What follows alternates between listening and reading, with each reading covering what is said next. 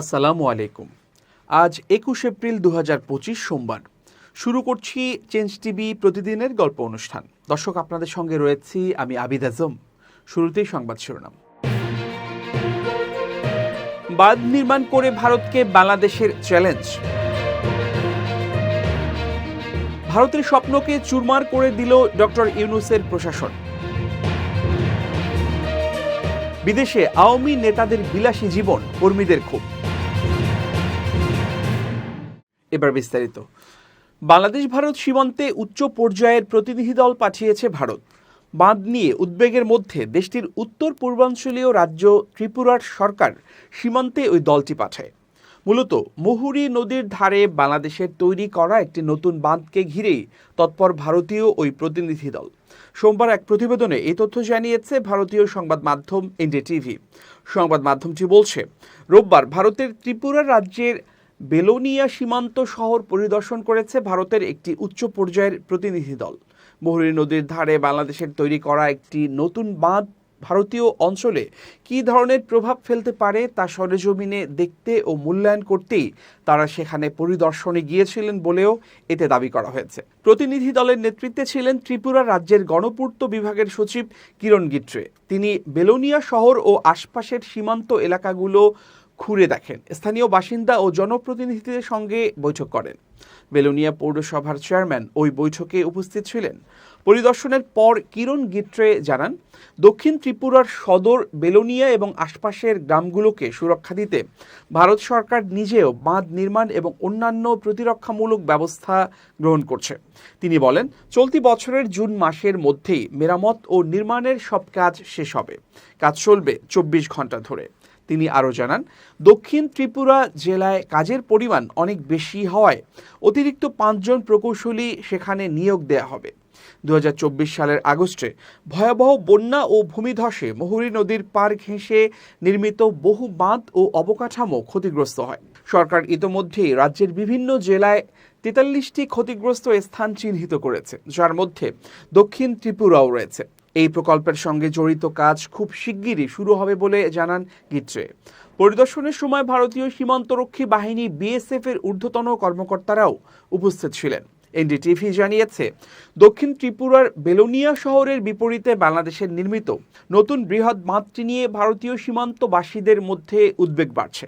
তাদের আশঙ্কা, বর্ষা মৌসুমে নদীর পানি বাড়লে এই বাঁধ ভারতের অভ্যন্তরীণ গ্রামগুলোতে জলাবদ্ধতা বা বন্যা সৃষ্টি করতে পারে।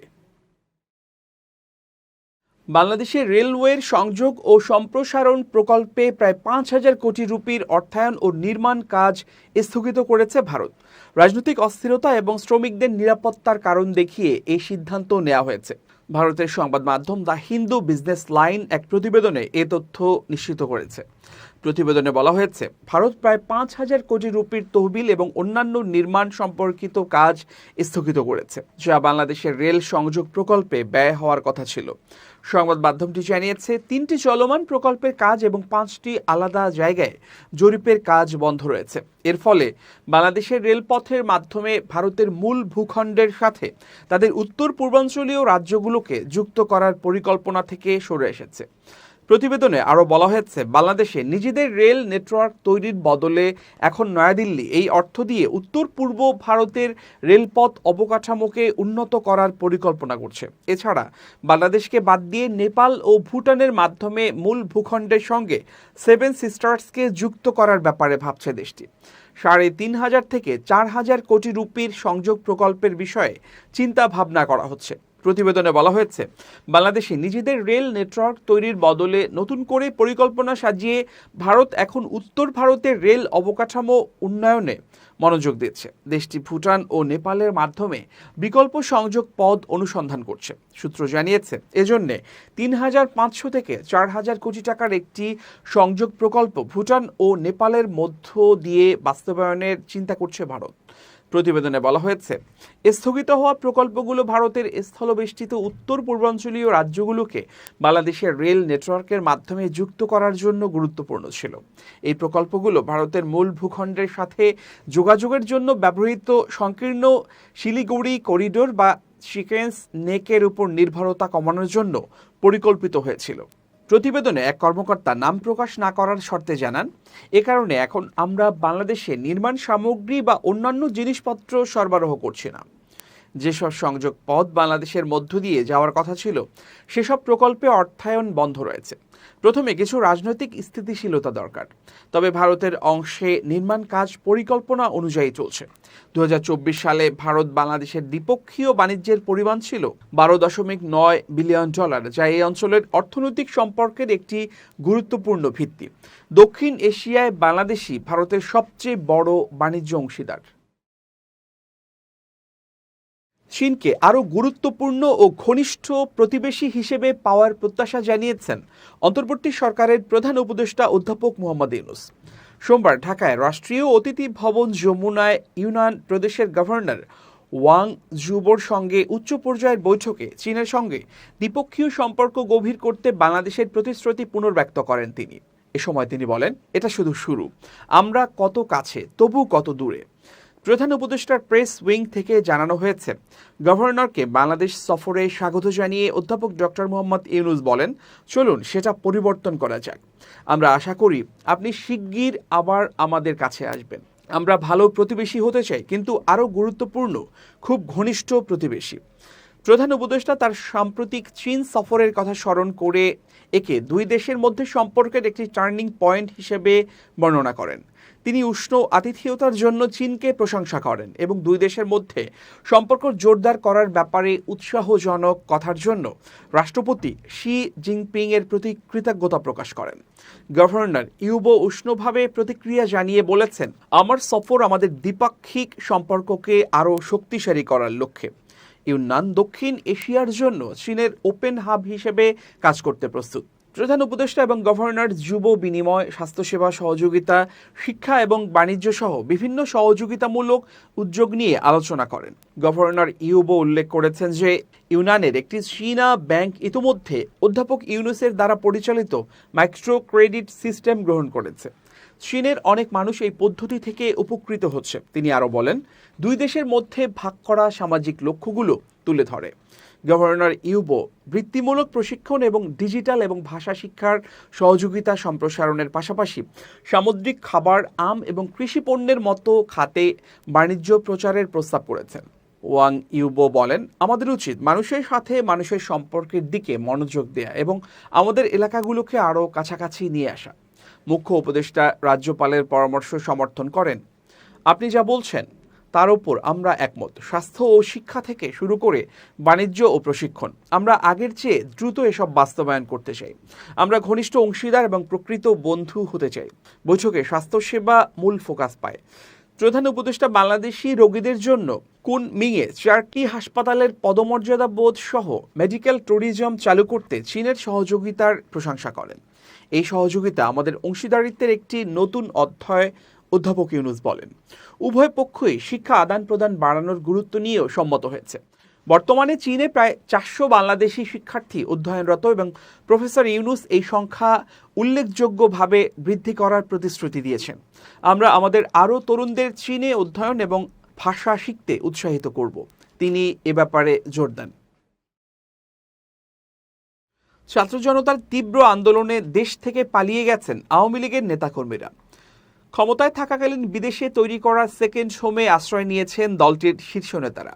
সেখান থেকেই এখন সক্রিয় রাজনীতিতে ফেরার চেষ্টা চালাচ্ছেন তারা। বিভিন্ন উপলক্ষ ঘিরে একসঙ্গে মিলিত হতেও দেখা যাচ্ছে এসব নেতাকর্মীদের। সবশেষ লন্ডনে যুক্তরাজ্য আওয়ামী লীগের সাধারণ সম্পাদক সৈয়দ সাজিদুর রহমান ফারুকের ছেলে ফাইয়াজ রহমানের বিয়ের অনুষ্ঠানে দেখা গেছে পতিত আওয়ামী সরকারের সাবেক অন্তত 4 জন মন্ত্রী ও প্রতিমন্ত্রীকে। যেখানে নেতার ছেলে বিয়ের উপলক্ষে একসঙ্গে মিলিত হয়ে ভুরি ভোজে অংশ নিতে দেখা গেছে তাদের। লন্ডনের ওটু এলাকায় স্থানীয় সময় রোববার ইন্টারকন্টিনেন্টাল হোটেলে ওই বিয়ের অনুষ্ঠানের আয়োজন করা হয়। বিয়েতে অংশ নেন আওয়ামী লীগের যুগ্ম সাধারণ সম্পাদক ও সাবেক পররাষ্ট্রমন্ত্রী হাসান মাহমুদ, সভাপতিমণ্ডলীর সদস্য ও সাবেক মৎস্য ও প্রাণী সম্পদ মন্ত্রী আব্দুর রহমান, সাবেক নৌপরিবহন প্রতিমন্ত্রী খালিদ মাহমুদ চৌধুরী, সিলেট জেলা আওয়ামী লীগের সভাপতি ও সাবেক প্রবাসী কল্যাণ ও বৈদেশিক কর্মসংস্থান বিষয়ক প্রতিমন্ত্রী শফিকুর রহমান চৌধুরী, সিলেট ৩ আসনের সাবেক সংসদ সদস্য হাবিবুর রহমান হাবিবও এই বিয়ের অনুষ্ঠানে উপস্থিত ছিলেন। গত বছরের ৫ আগস্ট গণঅভ্যুত্থানে ক্ষমতাচ্যুত আওয়ামী লীগ সরকারের সাবেক ৪ মন্ত্রী প্রতিমন্ত্রীকে এই প্রথম একসঙ্গে কোনো অনুষ্ঠানে দেখা গেল। এর আগে গত বছরের ৮ ডিসেম্বর লন্ডনে শেখ হাসিনার ভার্চুয়াল সমাবেশে প্রথমবারের মতো প্রকাশ্যে দেখা যায় সভাপতিমণ্ডলীর সদস্য ও সাবেক মন্ত্রী আব্দুর রহমান এবং সিলেট জেলা আওয়ামী লীগের সভাপতি শফিকুর রহমান চৌধুরীকে। এই বছরের ২ ফেব্রুয়ারি লন্ডনে আওয়ামী লীগের কর্মী সমাবেশে দেখা যায় সাবেক প্রতিমন্ত্রী খালিদ মাহমুদ চৌধুরীকে। ৩০ মার্চ লন্ডনে ঈদের জামাতে প্রকাশ্যে আসেন আওয়ামী লীগের যুগ্ম সাধারণ সম্পাদক ও সাবেক পররাষ্ট্রমন্ত্রী হাসান মাহমুদ। আগে থেকে গুঞ্জন ছিল তিনি বেলজিয়ামে ছিলেন। লন্ডনে অধ্যয়নরত ছেলের সঙ্গে ঈদ করতে তিনি লন্ডনে আসেন। আওয়ামী লীগ নেতার ছেলের বিয়েতে সাবেক মন্ত্রীদের উপস্থিতিতে উষ্মা প্রকাশ করতে দেখা যায় যুক্তরাজ্য আওয়ামী লীগের নেতাকর্মীদের। নাম প্রকাশে অনিচ্ছুক যুক্তরাজ্য আওয়ামী লীগের একজন নেতা জানান, দেশে আওয়ামী লীগ ও বিভিন্ন অঙ্গ সংগঠনের লাখ লাখ নেতাকর্মীকে বিপদের মুখে ফেলে পালিয়ে এসে তারা কিভাবে এসব অনুষ্ঠানে অংশগ্রহণ করেন তা ভাবতেও লজ্জা লাগে। এদিকে ক্ষমতাচ্যুত প্রধানমন্ত্রী শেখ হাসিনার মতো দলটির বেশিরভাগ নেতা এখন অবস্থান করছেন প্রতিবেশী দেশ ভারতে। সেখানে সংঘবদ্ধ হওয়ার চেষ্টা করছেন তারা। সেখান থেকে বাংলাদেশে অবস্থানরত নেতাকর্মীদের বিভিন্ন দিক নির্দেশনাও দিচ্ছেন এসব নেতা। যা মেনে সম্প্রতি রাজধানী সহ দেশের বিভিন্ন জায়গায় মিছিলও করেছেন দলটির নেতাকর্মীরা। জামালপুরে ইসলামপুর উপজেলা বিএনপির সহসভাপতি আলী হোসেন জামায়াত ইসলামীতে যোগদান করায় উপজেলা বিএনপি থেকে তাকে বহিষ্কার করা হয়েছে। রোববার রাতে জেলা বিএনপির সাধারণ সম্পাদক এবং ময়মনসিংহ বিভাগীয় সহ সাংগঠনিক সম্পাদক অ্যাডভোকেট শাহ মোহাম্মদ ওয়ারেস আলী মামুন স্বাক্ষরিত এক বিজ্ঞপ্তিতে এ তথ্য জানানো হয়েছে। জেলা বিএনপির সাধারণ সম্পাদক স্বাক্ষরিত বিজ্ঞপ্তিতে বলা হয়েছে, বাংলাদেশ জাতীয়তাবাদী দল বিএনপি ইসলামপুর উপজেলা শাখার সহ সভাপতি জনাব মোহাম্মদ আলী হোসেন আপনি আনুষ্ঠানিকভাবে বাংলাদেশ জামাতে ইসলামীতে যোগদান করেছেন, যার ফলশ্রুতিতে দলীয় ভাবমূর্তি চরমভাবে ক্ষুণ্ণ হয়েছে। এমত অবস্থায় দলীয় আদর্শ পরিপন্থী কর্মকাণ্ডের কারণে আপনাকে ইসলামপুর উপজেলা শাখার সহ সভাপতি পদসহ সব পর্যায়ের পদ থেকে অব্যাহতি দিয়ে বাংলাদেশ জাতীয়তাবাদী দল থেকে বহিষ্কার করা হলো। স্থানীয় সূত্রে জানা গেছে, বিএনপি নেতা আলী হোসেন দীর্ঘদিন থেকে ওয়ার্ড ছাত্রদল ও যুবদলের গুরুত্বপূর্ণ দায়িত্ব পালন করছে। এর আগে উপজেলা বিএনপির দপ্তর সম্পাদকের দায়িত্বেও ছিলেন তিনি। সর্বশেষ বিএনপির চলমান উপজেলা কমিটির ৪ নং সহসভাপতির দায়িত্বে ছিলেন। তিনি উপজেলার গোয়ালেরচর এলাকার মোজাহার আলীর ছেলে। একসময় তিনি জামালপুর ২ আসনের সাবেক সংসদ সদস্য ও উপজেলা বিএনপির সাবেক সভাপতি সুলতান মাহমুদ বাবুর ব্যক্তিগত সহকারী হিসেবেও দায়িত্ব পালন করেছেন। জামায়াতে ইসলামীতে যোগদানকারী আলী হোসেন বলেন, বহিষ্কারের বিষয়টি জেনেছি, এখন পর্যন্ত হাতে কোনো নোটিশ বা চিঠি পাইনি।